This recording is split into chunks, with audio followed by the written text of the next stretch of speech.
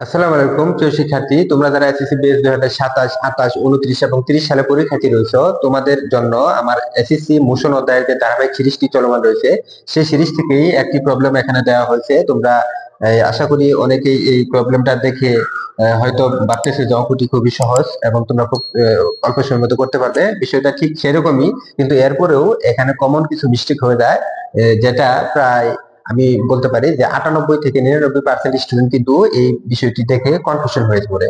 অর্থাৎ পরীক্ষা উত্তর করে আসে, সে ভাবে যে হয়তো বা আমারটা ঠিক হয়েছে, কিন্তু অবশেষে আসে কিন্তু সে দেখে যে আসলে তার কিন্তু ঠিক নেই। এই জন্য আমরা আজকে দেখবো যে এখানে একটি যে চিত্র রয়েছে, এই চিত্রের মধ্যে এরকম ভাবে একটা সিরিজ চিত্র দিয়ে এসে পড়ে, তাহলে কিন্তু তোমাদের গন্ডগোল লেগে যায় অনেকেরই। দেখবো যে এখানে এটা দেওয়া আছে আমাদের ওয়াই খবর, আবার ব্যাক দেওয়া রয়েছে। ব্যাক হচ্ছে 0 থেকে ব্যাক রয়েছে আমাদের 10 মিটার সেকেন্ড। এক্ষেত্রে সময় দেওয়া রয়েছে আমাদের 10 সেকেন্ড, 20 সেকেন্ড।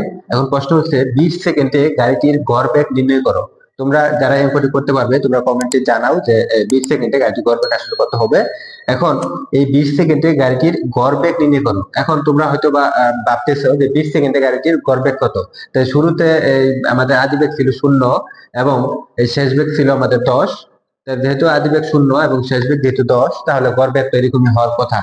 গড় বেগ তো এরকম হওয়ার কথা যে আদি বেগ ছিল 0, আদি বেগ 0 আর শেষ বেগ ছিল আমাদের 10, ভাগ দিব আমরা 2। ভাগ দিয়ে দিব আমরা 2, যদি 2 দিয়ে ভাগ দিয়ে দেই তাহলে হবে আমাদের গড় বেগ ছিল আমাদের 5 মিটার পার সেকেন্ড। এখন 20 সেকেন্ডে গাড়িটির গড় বেগ নির্ণয় করো, তাহলে গড় বেগ তো এরকম হওয়ার কথা 5 মিটার পার সেকেন্ড, কিন্তু আসলে এটি কিন্তু পুরোপুরি ভুল।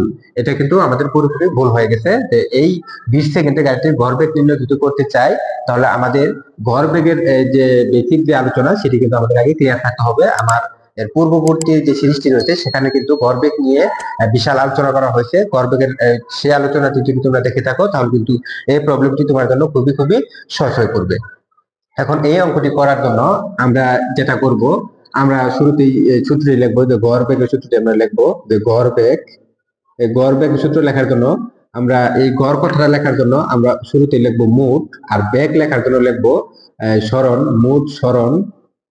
আর এই গড় কথাটা লেখার জন্য নিচে আবার লিখবো মোট, এবং এই বেগ কথাটা লেখার জন্য নিচে লিখবো আমরা সময়। অর্থাৎ আমরা জানি বেগ সমান সরণ বাই সময়। বেগ সমান যদি সরণ বাই সময়, যখন গড় কথাটা উল্লেখ করা থাকবে তখন আমরা লিখবো মোট সরণ বাই মোট সময়, অথবা মোট দূরত্ব বাই মোট সময়। এই কথাটা কিন্তু আমাদের লিখতে হবে। এখন এখান থেকে আমরা মোট সরণ বের করবো, আর মোট সময় দিয়ে ভাগ করে দিলে কিন্তু আমাদের গড় বেগটি হয়ে যাবে।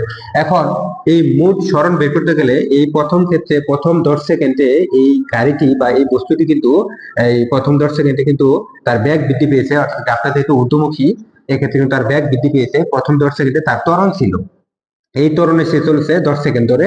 অর্থাৎ আমরা বলতে পারি যে প্রথম 10 সেকেন্ডে তার ত্বরণ ছিল, এবং এই প্রথম 10 সেকেন্ডে ত্বরণ ছিল, এই ত্বরণে গাড়িটি চলছিল কিন্তু 10 সেকেন্ড ধরে।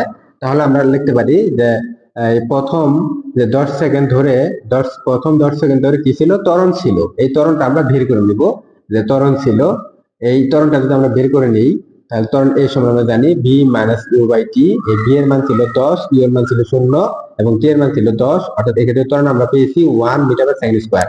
এটা কিন্তু আমরা প্রথম 10 সেকেন্ডের জন্য ত্বরণ পেলাম। এখন প্রথম 10 সেকেন্ডের জন্য দূরত্ব কত? তো প্রথম 10 সেকেন্ডের দূরত্ব হবে এস সমান ইউটি প্লাস হাফ এটি স্কয়ার, এই সূত্র হবে। এখন এই ইউ কিন্তু 0 এবং টি, এই টি এর মান কিন্তু প্রথম 10 সেকেন্ড, তাহলে 10 প্লাস হাফ, এই এর মান কিন্তু 1 এবং টির মান কিন্তু হচ্ছে 10। তাহলে এই ক্ষেত্রে আমরা লিখতে পারি এটা 0 প্লাস হাফ ইন্টু হচ্ছে 10 ছিল আমাদের 100। অর্থাৎ এটাকে যদি আমরা ক্যালকুলেশন করি, তাহলে আমরা পেলাম যে 50 মিটার। অর্থাৎ প্রথম 10 সেকেন্ডে দূরত্ব কিন্তু পেলাম আমরা 50 মিটার। অর্থাৎ প্রথম 10 সেকেন্ডে আমরা দূরত্ব পেয়েছি, S1 এর মান পেয়েছি আমরা 50 মিটার। এটা প্রথম 10 সেকেন্ড আমরা এই এতটুকু যে দূরত্ব অতিক্রম করেছে, এটা পেলাম আমরা কত, 50 মিটার। এখন পরবর্তী এই 10 সেকেন্ডে, অর্থাৎ এই যে 20 থেকে এই 10 সেকেন্ড যদি চলে যায়, তাহলে আমাদের রয়েছে কিন্তু পরবর্তী 10 সেকেন্ড। এই পরবর্তী 10 সেকেন্ডে এই গাড়িটি কিন্তু, অর্থাৎ এই যে এতটুকু পরবর্তী 10 সেকেন্ডে কিন্তু সে সমবেগে গেছে। অর্থাৎ এই সমবেগের জন্য সে কতটুকু দূরত্ব গেছে, যে সমবেগের জন্য যে দূরত্ব গেছে S2 সমান ভিটি। সমবেগের সূত্র হচ্ছে এস সমান ভিটি। তাহলে এই ভি এর মান, এই ভি এর যে মানটা রয়েছে, এই ভি এর মানটা হচ্ছে কিন্তু আমাদের 10, এবং এই টি এর মান কিন্তু হচ্ছে আমাদের 10। তাহলে সমান হচ্ছে আমাদের 100 মিটার। 10 × 100 মিটার। তাহলে এটা কিন্তু আমাদের দ্বিতীয় ক্ষেত্রে দূরত্ব। তাহলে মোট দূরত্ব কত? মোট S2 আমরা পেয়েছি 100 মিটার। তাহলে মোট দূরত্ব কিন্তু হচ্ছে আমাদের S সমান হচ্ছে 150 মিটার। তাহলে মোট দূরত্ব কিন্তু আমরা পেলাম 150 মিটার। এখন এইখানে আমরা বসাবো মোট সরণ বা মোট দূরত্ব, এখানে বসাবো 150 মিটার। তাহলে এখানে যদি আমরা বসাই, তাহলে আমরা যদি এটা যদি মুছে দেই, এটা মুছে দেওয়ার পরে আমরা যদি এখানে যদি এটা বসাই, তাহলে আমরা লিখবো যে গড় বেগ সমান মোট সরণ ছিল আমাদের 150 মিটার এবং মোট সময় ছিল আমাদের 20 সেকেন্ড। অর্থাৎ এই যে এখান থেকে এখানে 10 সেকেন্ড, এখান থেকে এখানে আছে 10 সেকেন্ড। অর্থাৎ এই জন্য হচ্ছে আমাদের এই 20 সেকেন্ড থেকে একটি গড় বেগ হচ্ছে, মোট সময় ছিল 20 সেকেন্ড। তাহলে এটাকে যদি আমরা ভাগ করি, 0 0 যদি চলে যায়, তাহলে এটাকে লিখতে পারবো আমরা 7.5 মিটার/সেকেন্ড। সুতরাং এটি গড় বেগ কিন্তু হচ্ছে আমাদের, এই গড় বেগ ছিল 7.5 মিটার/সেকেন্ড। এটি হচ্ছে কিন্তু এই প্রশ্নের সঠিক উত্তর।